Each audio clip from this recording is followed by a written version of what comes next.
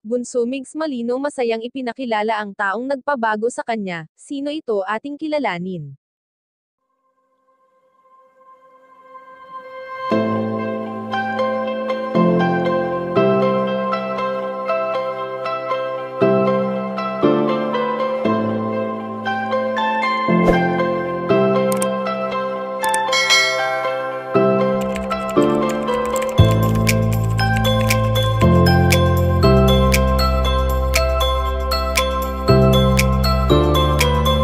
Nako, marami na naman panigurado ang kinikilig sa mga solid supporters ni Bunso Migs Malino dahil sa malimit na pag-update nito sa kanyang mga social media accounts.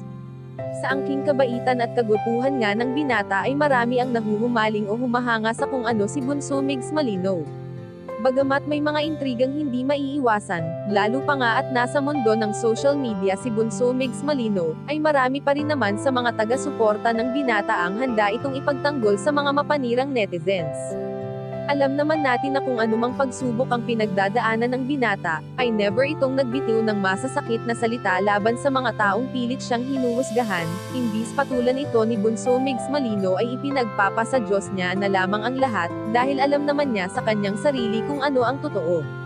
Sa ngayon nga na mag-isa na lamang na tinutupad ni Bunso Migs Malino ang mga pangarap nila ng kanyang pinakamamahal, ay alam naman natin na hindi ito naging madali para sa binata.